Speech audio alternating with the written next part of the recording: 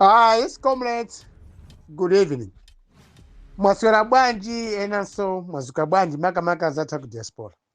Comrades, the past 3 days sinayankhule ndinali ku Central Region chifukwa cha inuyo a Malawi kukayikira komanso kufuna kusimikiza kuti kodi kampeni yangadi imene ndakhala ndikukupasani ndikupangirani campaign in search of a good leader. Ndinakupezani SKC poyamba. SKC anamwalira mkuziwa kale, may so keep in rest in peace.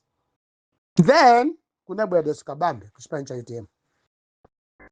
Comrades Malawians, kukayika kwanu kucha munandipasa ntchito maka anzathu ku diaspora komanso anzathu omwe munalowa mclass ophunzira omwe simapanga nawo ndale.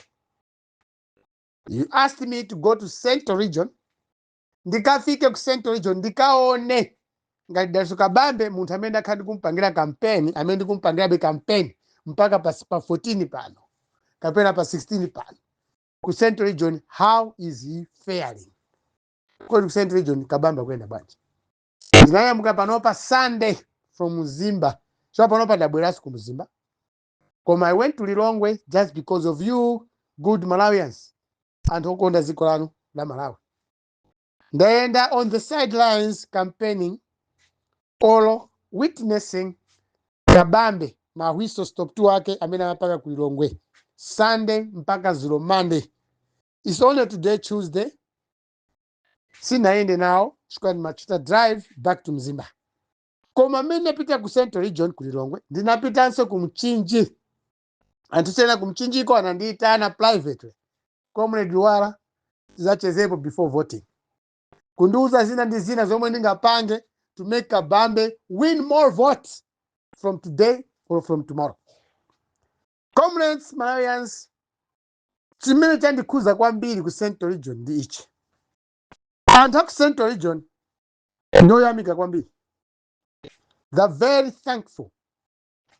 Chimene akuyamika anthu aku Central Region chokuti Amalawi pa 2019-2020 tinamkhulupirira kwambiri munthu wawo Chakwera.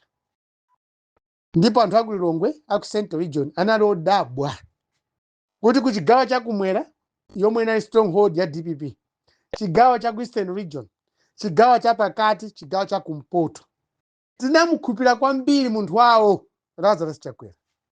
Abusa tinamkhulupirira kwambiri. Ndipo kwa kukhulupirira mwene tinakhulupirira abusa amenaja Amalawi tinapasa nzathu aku Central Region munthu wawo Chakwera, tinampasa mavoti ambiri. Komanso pamwamba pache Vice President wa dziko nthawi imenero when he rebelled from DPP, chifukwa cha nkhanza za ku DPP, Saulos Chilima Malemu anazichepesa ndi kukhala running mate wa Chakwera. Pamene yeyo olede anali ndi china chilichonse chotakanana mla dziko lili, chifukwa anali Vice President, koma anazichepesa mwana wa munthu Saulos Chilima kuzichepesa ndi kukhala running mate wa Chakwera. Omwe achakwera mbiri yawo anangokhala leader of opposition in parliament komanso member of parliament for the first time and last time. So comrades Malawians and aku Central Region, I reminded them kuti mwaona Malawi tinamukhulupirira munthu wanu, tinamukhulupirira kwopsa Chakwera, chitipa tumsanje ngotakota tumchinji, koma munthu wawo amene tinamukhulupirira uti walephera kuyendesa dziko lathu pa 5 years. Motakonze zinthu Chakwera pa 5 years watiwonongera dziko lathu, zinthu zadula chilichonse Chakwera mtengo, kuyamba fees, fertilizer, chimanga, chakudya, anything Chakwera mtengo, koma masala yawo anthu sanakwere. Zogulisa zawo anthu zolima mitengo sizikugwirizana ndithu kuti alomwe akukhesa pamunda. So comrades anthu aku Central Region ndosangala kwambiri, ngakhale namwina simngasimikize zimene simngakhutire ndime ndikukuzirani.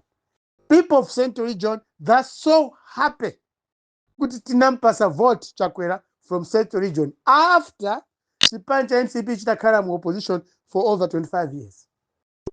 Amalawi kumkhulupirira chikhulupiriro pera kwa Chakwera ndi mmene Chakwera walephera kuyendesa dziko lathu ngati mtsogolo wa dziko.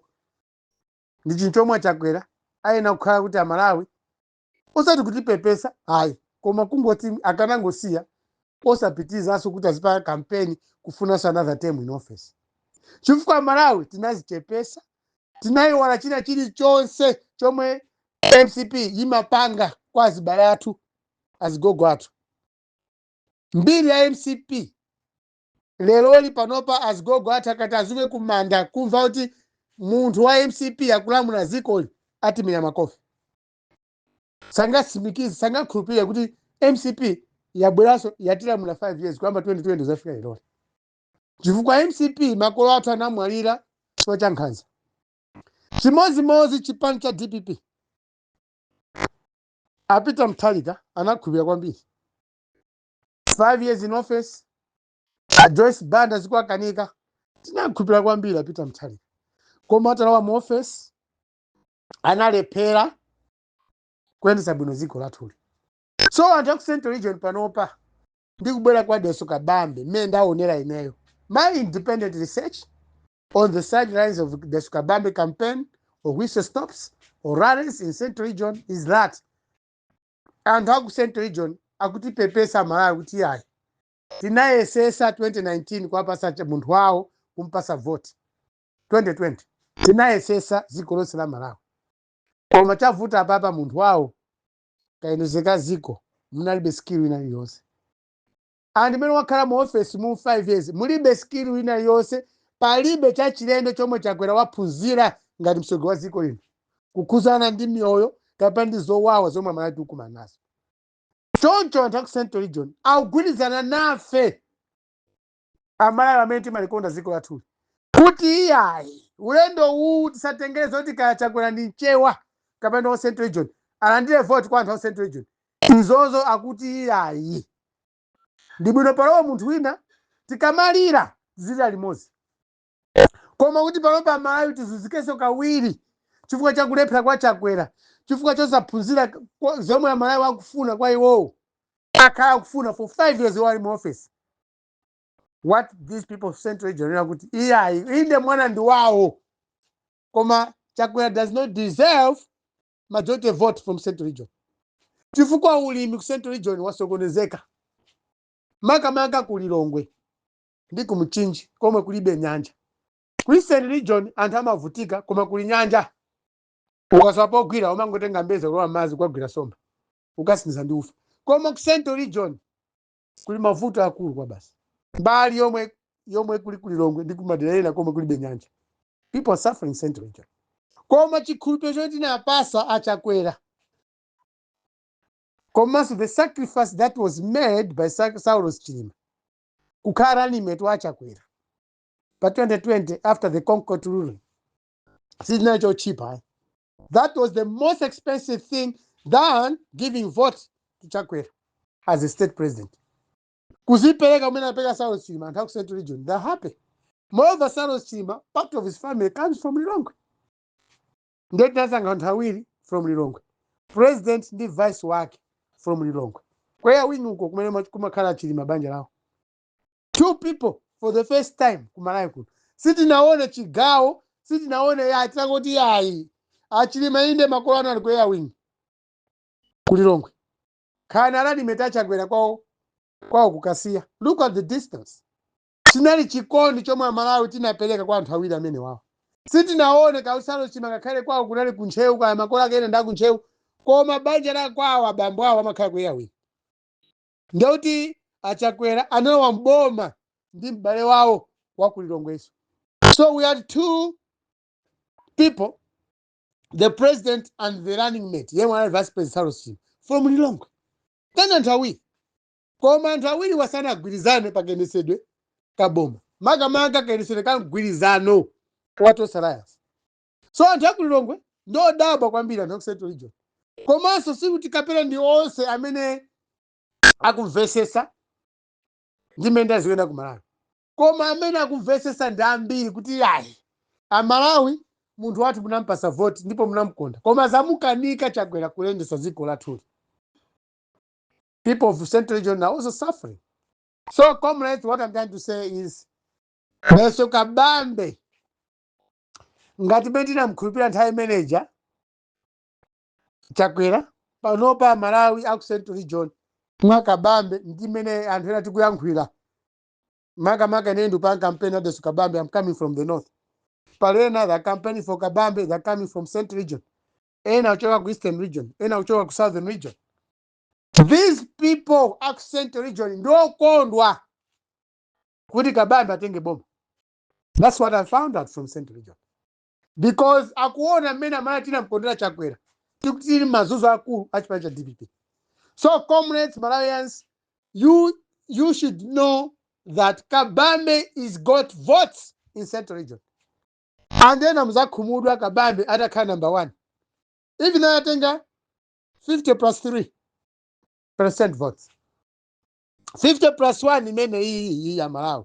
Amene mukaika Kabambe is going to get this.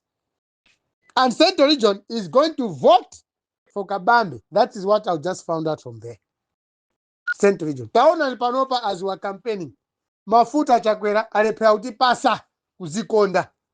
Kampeni ya ziko lonse suti kapena kampeni ya MCP yokai. Zipani zina zikulepa pa kampeni mafuta kulibe. Panopa I'm talking magesa zima. So that anthu aku central region unena zoona kuti munthu wawo walepera. Chwa mulilongwemo ndiye muli makiutu. Koma mitengo ya minibus kuchoka mulilongwe kupita kukasiya ndimene mafuta adulira anthu amba kuyenda pa njinga zakapalasa. Ama yamuka mamawa kufika town kunyamuka mazulo kubwera sokwawo pa njinga zakapalasa. Things transport yadula mulilongwe. Zakudya zadula mulilongwe. Ambiri mulilongwe anthu akhala kulima ku central region ndi alimi. Koma kogulitsa zinthu zawo town kuti ayike kabichi 100 mumatora ndama imangotha transport ukafika town. So central region panopa ikuziwa ndipo yavomereza kuti yayi paufunika economist munthu oziwa kuyenisira kachuma osati ndale za chintundu ayi. So this is the message, comrades, I'm giving you. Good evening.